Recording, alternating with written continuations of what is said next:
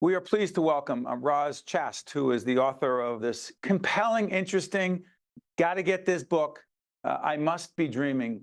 Roz, great to have you with us. Oh, thanks for inviting me. Roz, I'm an obsessive reader, but this book is so different from any other book I've ever read. Um, you're brilliant.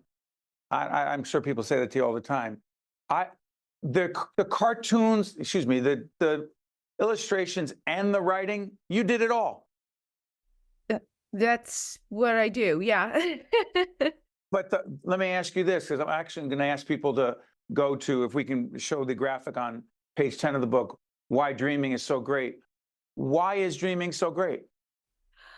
Well, there's a lot of reasons. For one thing, it's free. Anybody can do it. Everybody does do it. And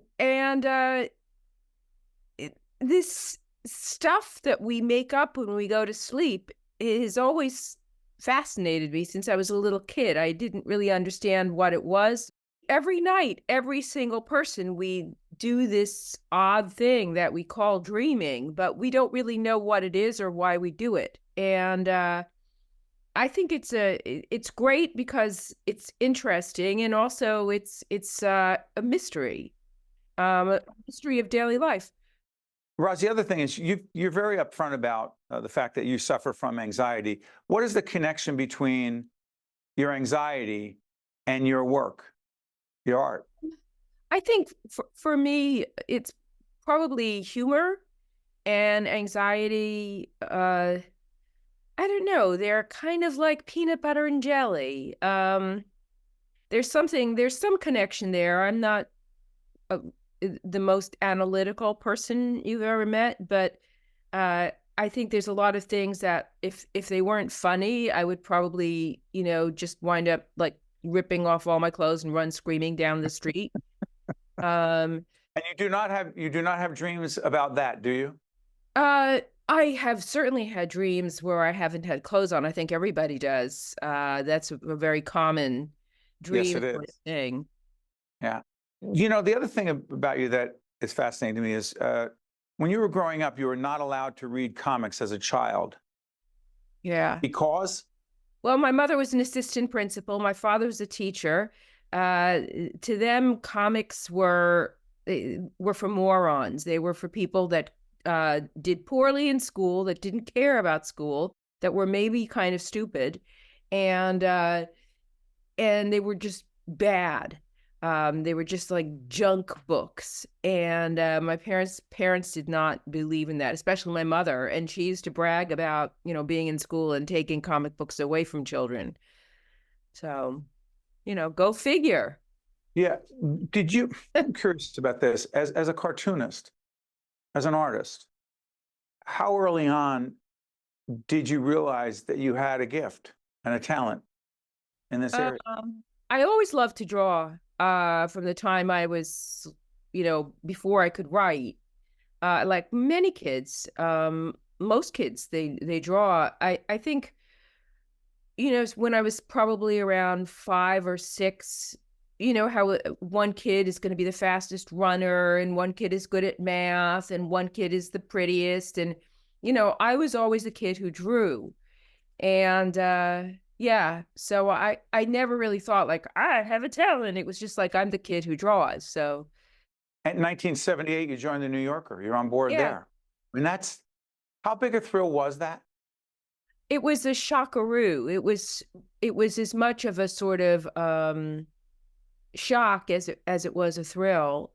Because my I never really thought that was where I was going to be. I thought if I were very, very fortunate, I would be a cartoonist for the Village Voice, which published Jules Pfeiffer and Mark That's Allen right. Samedy and Stan Mack, people whose work I adored, and it was somewhat narrative, and it was very personal, and their styles were very idiosyncratic, and I didn't draw gag cartoons, with the boardroom or the cocktail party and the line underneath. That's not what I did.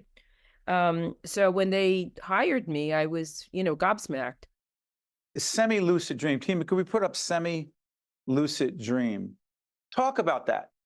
Well, lucid dreaming, I have a feeling that your listeners uh probably know what lucid dreams are. It's a dream where you're kind of aware that you're dreaming, but you keep dreaming. I don't have them very often, but I've certainly had, enough of them to, remember them and think, oh yeah, that was one. Um, and, and this one was, I come out of the grocery store and I have my grocery bags and I'm looking for my car. And not only can I not find my car, but suddenly it's like everything looks unfamiliar. It's like, oh, even the grocery store that I just left looks very different. And I don't know what parking lot I'm in. This looks completely different. And then I realized that I also, on top of everything else, I have somehow lost the frozen turkey that I bought. And then I suddenly have this insight that I'm dreaming and that everything is completely fine. And this is just a dream. I haven't, lost the car and everything like that.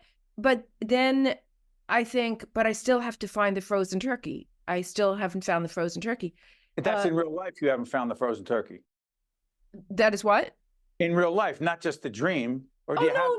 In the dream, I haven't found the frozen turkey. So I'm aware that I'm dreaming and that the fact that everything looks unfamiliar and that I can't find my car, it's no big deal. But somehow, even though I'm aware that that's a dream, the frozen turkey part. Oh my gosh, there's a lot. Roz, there's a lot going on here. Dare I ask nubbins? My kid was sitting on my lap and I noticed his fingers were nubbins. Yes. The nubbins. I got a minute left. Go ahead. Yeah. We were, and I realized that there were no fingers there. It was just nubbins. And then I realized that mine were nubbins and I could make everything sort of, I was dreaming and that I could make the fingers get smaller and bigger by will. And I turned to him and I said, ha ha ha, we have sleepy hands. Roz, my dream that is recurring, I've never shared this, that there's a math test in high school and I've absolutely not studied for a second. I don't know if I knew there was a test or just didn't care that there was an exam. And I'm sitting there and know absolutely nothing. And when I wake up, I'm very grateful. Yeah.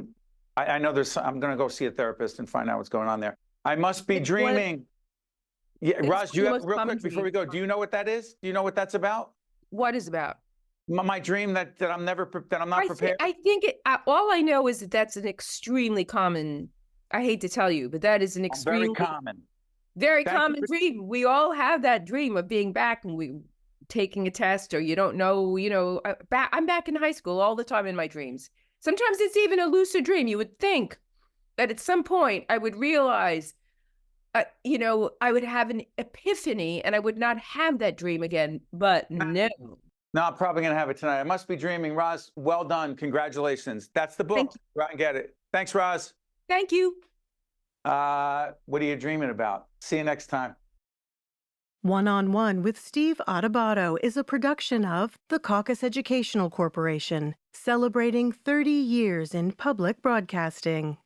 Funding has been provided by the Russell Berry Foundation, New Jersey's Clean Energy Program, the Northward Center, New Jersey Sharing Network, the Turrell Fund, a foundation serving children, Robert Wood Johnson Foundation, Delta Dental of New Jersey, PSEG Foundation, and by Seton Hall University. Promotional support provided by NorthJersey.com and Local IQ, and by Meadowlands Chamber. The New Jersey Board of Public Utilities, in partnership with utility companies throughout the state, can help you save money and create a more comfortable home through Comfort Partners, a free program that helps income-eligible customers reduce their utility bills through cost-effective measures that save energy, including lighting, hot water heaters, large appliances, heating and cooling improvements, insulation, and much more. Learn more at njcleanenergy.com/CP.